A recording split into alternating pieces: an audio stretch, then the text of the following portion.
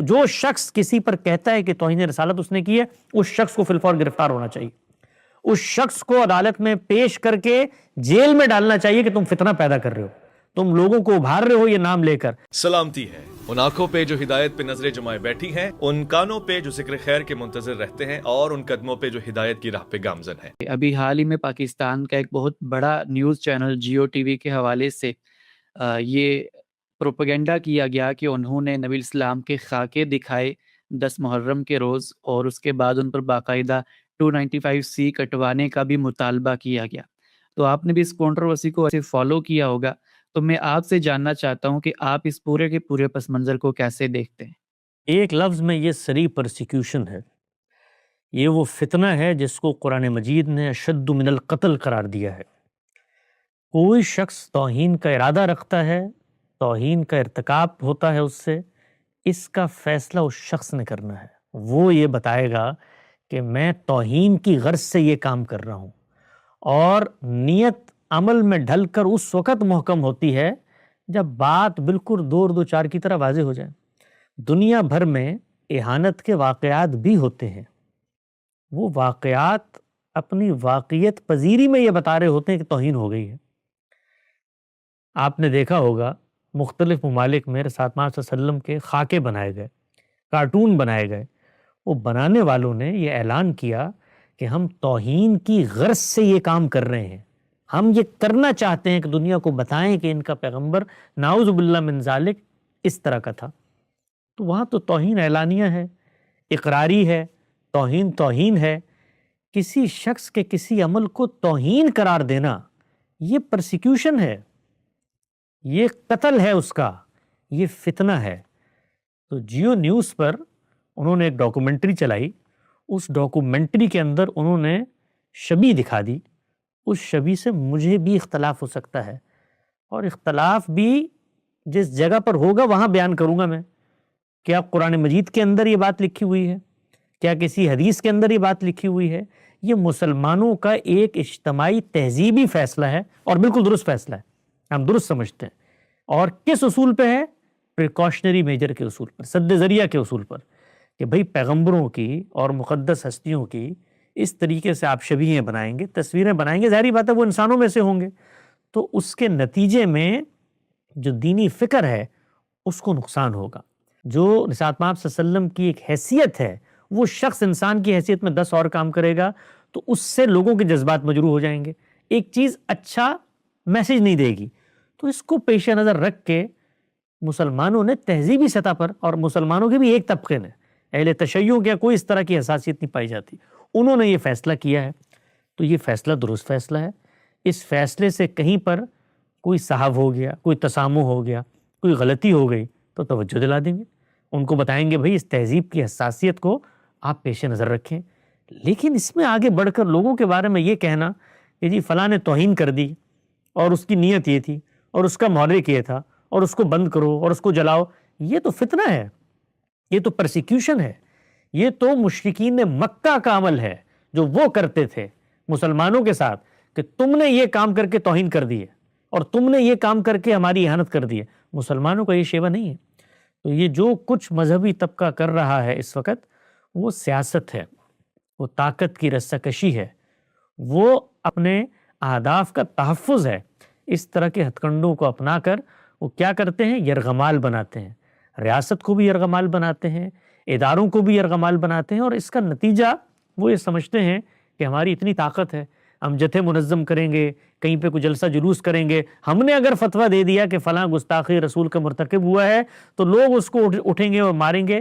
تو بھائی یہ ہوگا، لیکن یہ یاد رکھیں کہ جس وقت طاقت کا یہ پلڑا پلٹا تو پھر اس کے بعد جو کوئی مذہب کا نام لے گا تو پھر ان کے ساتھ بھی رد عمل میں وہی کچھ ہوگا، یہ یاد رکھیں۔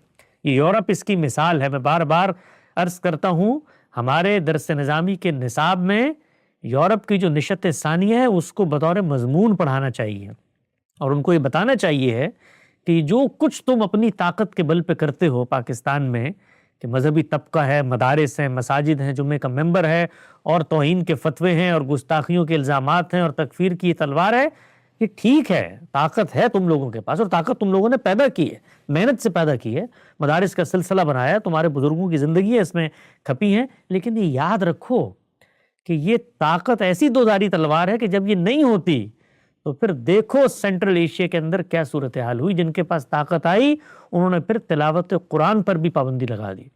تو مذہبی طبقے کو جو بات سمجھ میں نہیں آتی وہ یہ ہے کہ طاقت وقت وقت کی بات ہوتی ہے. آج تمہارے ہاتھ میں ہے تو تم ویڈیو بنا کے الزام لگاتے ہو اور پٹیشنیں دائر کر کے لوگوں کو یرغمال بناتے ہو اور ان سے مطالبات اپناتے ہو. اور تم لوگوں نے ایک دور میں جب تمہارے حقوق کے تحفظ میں کوئی حکمران آیا تو اس سے قانون سازی بھی، یہ جب پلٹے گی تو پھر یاد رکھو کہ ایمان کا تحفظ بھی ناممکن ہو جائے گا. ہم یہ نہیں چاہتے. ہم مسلمان ہیں، ہم یہ چاہتے ہیں کہ مسلمان اللہ اور اس کے پیغمبر کی بات مانے، قرآن و سنت پر عمل پیرا ہو، لیکن وہ زمین پہ خدا نہ بنے.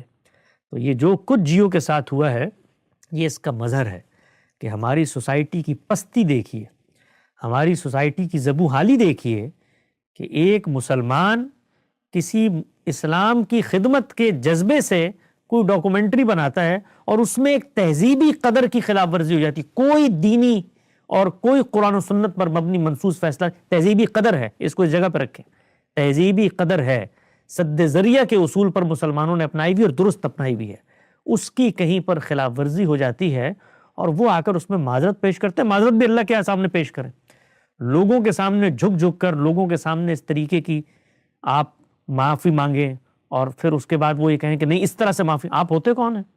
آپ کی حیثیت کیا ہے؟ آپ کو خدا نے زمین پر اپنا نمائندہ بنایا ہے کہ آپ کے سامنے آ کر آہوزاری کریں گے؟ اگر کوئی قوانین ہیں اور وہ اس طرح کی چیزوں پر لوگوں کو مجبور کرتے ہیں تو ان کو بھی درست ہونا چاہیے. ان قوانین کے اندر بھی ترمیم اور تبدیلی ہونی چاہیے.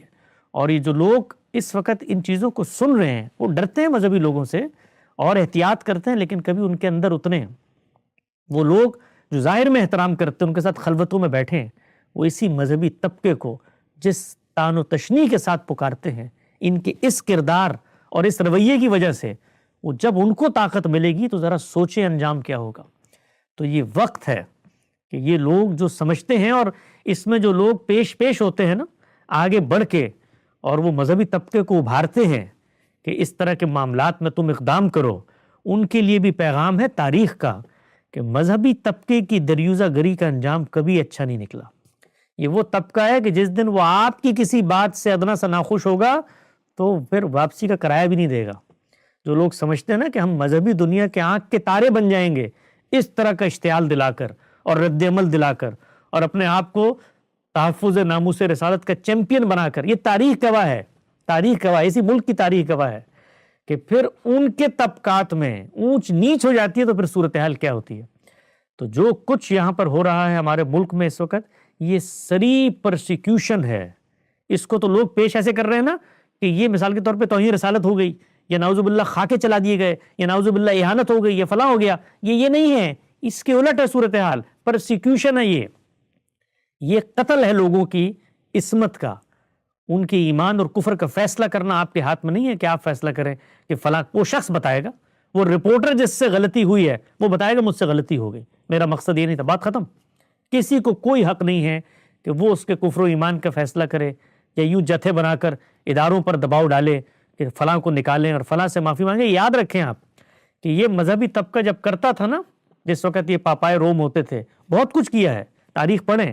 اس میں پھر ہنری کو برہنہ کھڑا کر کے بھی معافیاں منگوائی گئیں، لیکن پھر جب طاقت کا پلڑا پلٹا تو جو کچھ ہوا نشأت ثانیہ کے بعد اس کے نتیجے میں آج خدا سے نکل کے دنیا انسان سینٹرڈ بن گئی ہے. تو پھر آپ کو کتابوں میں بھی خدا کا نام نہیں ملے گا. خدا را اپنی اداؤں پر غور کریں اور اپنے لیے کریں. یہ جو کچھ آپ کر رہے ہیں اس پہ جو فرحت اور شادمانی ہوتی ہے یہ یاد رکھیں کہ یہ رونے کا مقام ہے، اس لیے کہ جب یہ کرو گے تو پھر تمہارے ساتھ رد عمل میں بھی یہی کچھ ہوگا. تو میں یہ عرض کرنا چاہتا ہوں کہ اس فضا کو ہمیں اب ختم کرنا ہے اپنے اس ملک عزیز سے کہ جہاں پر یہ مذہبی جتھے ارغمال بناتے ہیں، ریاست کو بھی، اداروں کو بھی اور اس طرح کے کام کرنے والوں کو بھی ان کے نحاب سے نکلنا ہوگا. اور اس کے لیے ذہن سازی بہت ضروری ہے. عوام الناس سمجھے، جب اس طرح کا اشتعال دلانے والے لوگ آگے آئیں تو آپ اپنا احتساب کریں، ہمت پیدا کریں. اور ہمت، حوصلہ یہ اجتماعی طور پر جب کردار میں ڈھلتا ہے تو پھر مقابلے کی سطح پہ آتا ہے۔ دانشور ہمت پیدا کریں، علماء ہمت پیدا کریں۔ ہمیں بھی دسیوں لوگ یہ کہتے ہوں گے، ہمارے اپنے ارد گرد کے لوگ کہتے ہیں یار آپ یہ بات مت کریں، اس کا آپ کو نقصان ہوگا۔ تو اگر وہ لوگ جو ذمہ داری کے مقام پر بیٹھے ہیں وہ بھی یہ بات نہ کریں تو پھر کون بات کرے گا؟ تو مجھے بڑی خوشی ہوئی کہ بعض لوگوں نے آگے بڑھ کر اس جو فتنہ ہے، اس وقت جو یہ فتنہ پھیلایا جا رہا ہے، اس کے خلاف آواز بلند کی ہے۔ غلطی ہوتی ہے، لیکن غلطی کو جب آپ توہین اور اہانت کا موضوع بنا کر پروپیگنڈا کریں گے تو یہ فتنہ ہوگا۔ پہلے فتنے کا سر کچلا جائے گا، پھر غلطی پہ تنبیہ کی جائے گی۔ تو میرا یہی پیغام ہے ریاست کے لوگوں کو بھی کہ آپ بھی کچھ ہوش کے ناخن لیں۔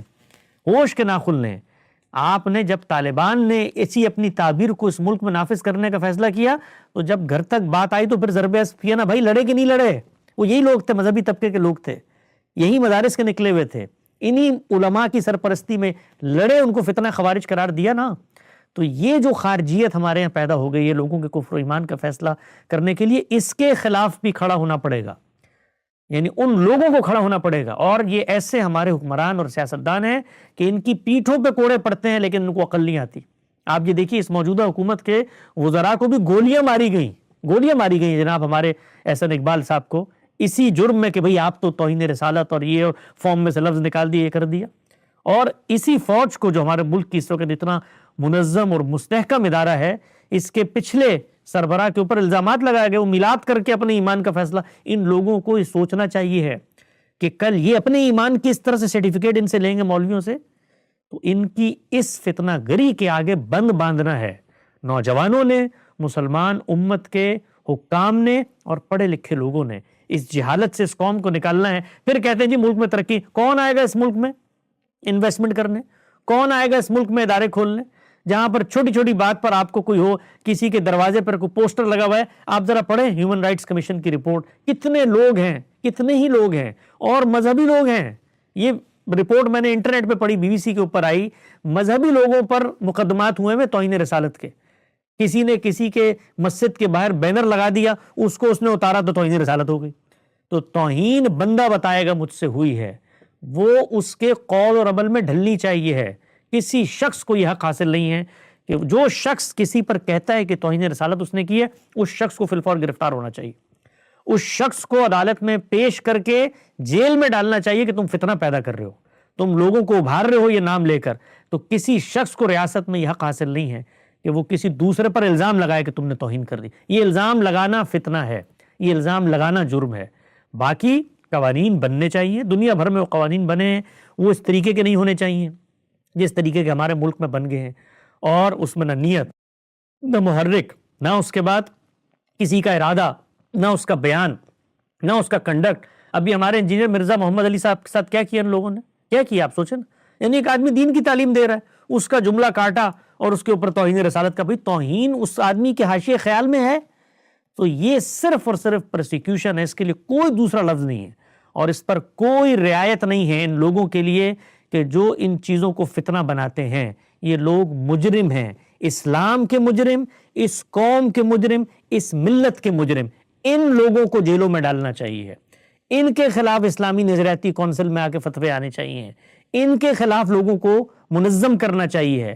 باقی ریاست ہے تو وہ اپنا کام اپنے طریقے پہ کرے گی، قانون ہے تو اپنا کام اپنے طریقے پہ کرے گا، عدالت ہے تو اپنا کام اپنے طریقے پہ کرے گا۔ لوگوں کے زور پر اس طرح کے فیصلے منوانا یہ ہماری ملت کے حق میں نہیں ہے، اور ہم آخری دم تک اس فکر اور جس تعبیر ہم جس پہ کھڑے ہیں، اس میں تکفیر اور اس طرح کے الزامات لگانا لوگوں، یہ دو آخری ہتھیار ہیں علماء کے، دو آخری ہتھیار ہیں جن کے ذریعے وہ طاقت حاصل کرنا چاہتے ہیں۔ طاقت نہیں ہے ان کے پاس، طاقت ان کے ہاتھ سے نکل چکی ہے، نہ ریاست ان کے پاس ہے نہ طاقت ان کے پاس ہے۔ جو چیز ہے وہ کیا ہے؟ وہ ہے اسٹریٹ پاور، مذہبی جتھوں کو منظم کر کے تکفیر اور توہین کی تلوار استعمال کر کے اپنے خوف سے لوگوں کو سرنگو کرنا، یہ ہے۔ ورنہ ہمارے یہ مذہبی لوگ کھڑے ہوتے ہیں الیکشنوں میں، پوری قوم میں کتنے لوگ ان کو ووٹ دیتے ہیں؟ کیوں نہیں دیتے ووٹ؟ اس لیے نہیں دیتے کہ وہ یہ نہیں سمجھتے کہ ہماری قیادت کے اہل ہیں، وہ سیاستدانوں کو ووٹ دیتے ہیں۔ تو ان مذہبی تنظیموں کو، ان سیاسی جماعتوں کو، ریاست کو فعال ہو کر ان کو ان حرکات سے باز رکھنا چاہیے۔ جی، بہت خوب حسن بھائی۔ حسن بھائی ایک اور چیز کی طرف اشارہ کیجیے گا کہ آپ نے یہ کہا کہ توہین کرنے والا خود بتائے گا کہ وہ توہین کی نیت سے کوئی عمل کر رہا ہے۔ لیکن اسی حلقے کی جانب سے یہ کہا جاتا ہے کہ جب باقی جرائم کو ہم دیکھتے ہیں، قتل کرنے کو یا پھر زیادتی کرنے کو، تو وہاں پر تو نیت کو ملحوظ خاطر نہیں رکھا جاتا۔ تو پھر باقاعدہ آپ توہین کے اندر یہ شرط کیوں شامل کرتے ہیں کہ وہاں پر ارادتاً کوئی شخص یا پھر اس کی نیت توہین کرنے کی ہو تبھی وہ توہین کہلوائے گی؟ آپ دیکھتے ہیں، آپ کو کس نے حق دیا دیکھنے کا؟ پولیس دیکھتی ہے، قانون دیکھتا ہے۔ آپ تو عام شہری ہیں، آپ رپورٹ کرتے ہیں کوئی چیز اگر ہوتی ہے، اس کے بعد ادارے فیصلہ کرتے ہیں، وہاں پر گفتگو ہوتی ہے۔ یہ مجھے کب سے حق مل گیا کہ میں کوئی چیز دیکھوں اور میں کہوں جی قتل ہو گیا ہے، فلاں جگہ پہ چوری ہو گئی؟ یہ میرا کام ہے؟ یہ میرا کام ہی نہیں ہے، میری جورسڈکشن ہی نہیں ہے، مجھے یہ حق ہی نہیں دیا گیا، نہ قانون کی سطح پہ، نہ ریاست کی سطح پہ، نہ دین کی سطح پہ، یہ حق ہی نہیں ہے مجھے۔ میرا کام زیادہ سے زیادہ کسی چیز کو قانون تک پہنچانا ہے۔ میں اگر قانون تک پہنچانے کے بعد ایک لفظ زبان سے نکالتا ہوں تو میں مجرم ہوں، اس لیے کہ جرم جب تک ثابت نہ ہو جائے اس وقت تک میں کسی شخص کے اوپر کوئی جملہ نہیں کہہ سکتا۔ تو مجھے تو کبھی حق نہیں ہوا کہ میں کہوں قتل ہو گیا ہے، میں کہوں چوری ہو گئی ہے۔ میرا کام ہوتا ہے واقعے کو رپورٹ کرنا، اس کے بعد قانون اپنا رستہ لیتا ہے، اور قانون بھی اگر درست نہیں ہے تو اس کو بھی درست ہونا چاہیے۔ قانون جو ہے یہ پاکستان میں جو بنا ہوا ہے قانون، جس میں توبہ کی کوئی گنجائش، یہ آسمان سے اترا قانون، یہ قومی اسمبلی نے بنایا قانون، اس میں ترمیمیں ہوئی ہیں اس قانون میں۔ اس قانون کو درست ہونا چاہیے۔ یہ فقہ اسلامی کے خلاف ہے، فقہ حنفی کے خلاف ہے، قرآن و سنت تو دور کی بات ہے، فقہ کے بھی خلاف ہے۔ پورے اعتماد سے ہم یہ کہتے ہیں اور ثابت کرتے ہیں، آئیں لوگ لے کر اس کو۔ تو قانون جو ایک طرف یہ کہتے ہیں کہ یہ جمہوریت جو ہے یہ کفر ہے، کیونکہ اس میں اگر کل سب نے مل کے فیصلہ کر لیا دین کے خلاف تو وہ کیسے ہم مان لیں گے؟ تو یہ جمہوریت جب کوئی فیصلہ کر لے تو اس پہ تنقید نہیں ہو سکتی۔ ایک طرف جمہوریت کفر ہو جاتی ہے اس وجہ سے، اور وہ پارلیمنٹ کو قانون بنایا اللہ اور اس کے رسول کے نام پر، تو لوگوں کو حق ہے یہ کہنے کا بھائی اللہ اور رسول کے نام پر غلط بنایا تم نے قانون۔ تو ہمارے ہاں ملک کے اندر یہ ایک ہتھیار ہے، کوئی یہ میرٹ کے اوپر استعمال نہیں ہوتا۔ لوگوں پہ الزامات لگتے ہیں، لوگوں پہ لوگ تہمتیں لگاتے ہیں کہ تم نے فلاں نے توہین کر دی، فلاں نے۔ یہ علماء پہ کیوں لگتے ہیں یہ الزامات؟ یہ کیوں روز علماء آ کر توبہ توبہ کر؟ یہ توہین، علماء تو دعوت اور ارشاد کا کام کر رہے ہیں، ان کو کیوں وضاحتیں دینی پڑتی ہیں؟ اس لیے دینی پڑتی ہیں کہ عام لوگ اٹھتے ہیں، جملے پکڑتے ہیں اور فیصلے صادر کر دیتے ہیں، فلاں نے تو۔ یہ آپ کا کام ہی نہیں ہے، آپ کو حق ہی نہیں دیا کسی نے۔ یہ لوگوں کی عزت کے اوپر حملہ ہے، آبرو کے اوپر حملہ ہے۔ قانون اپنا کام کرے گا، اور قانون کو بھی درست طریقے سے کرنا چاہیے۔ ہمارے ہاں نہ قانون درست طریقے سے کام کرتا ہے، اور نہ لوگوں کو یہ حق ہے کہ وہ اپنی حیثیت کو پہچانے، کہ ان کو کسی نے مجسٹریٹ نہیں بنایا کہ وہ بیٹھ کے لوگوں کے قول و فعل کے اوپر حکم اور فتوے صادر کریں۔ کسی چیز پہ آپ اعتراض ہے، آپ جا کے اس کو رپورٹ کر کے اپنا کام کریں گھر پہ بیٹھ کے۔ قانون جانے، یہ جو لوگوں کو جتھے بنا کے منظم کرنا، ویڈیوز بنانا کہ فلاں گستاخ ہو گیا ہے اور اب ہمیں یہ کر، یہ قانون کے طریقے پہ کام ہوتا ہے؟ یہ یرغمال بنایا جاتا ہے قانون کو، عدالتوں کو۔ ڈرتے ہیں جج، فیصلہ دیتے ہوئے ڈرتے ہیں، اور قانون پر عمل درآمد کرتے ہوئے ڈرتے ہیں۔ قانون سامنے ہوتا ہے، بندے چیخ چیخ کے کہہ رہے ہوتے ہیں نہیں ہوتا۔ کہیں ہوتی ہوگی توہین، ہوتی ہوگی تو بھائی جا کے قانون اس کے اوپر رستہ لے۔ کوئی شخص اگر کھڑے ہو کے پاکستان میں کوئی اس طرح کا کام کر رہا ہے تو قانون، آپ کیوں کھڑے ہو کر عدالت بن جاتے ہیں؟ یہ سوال ہے اصل میں۔ عدالت کو بننا ہے، مجھے نہیں بننا۔ اس میں اپنے فرق کو پہچانے۔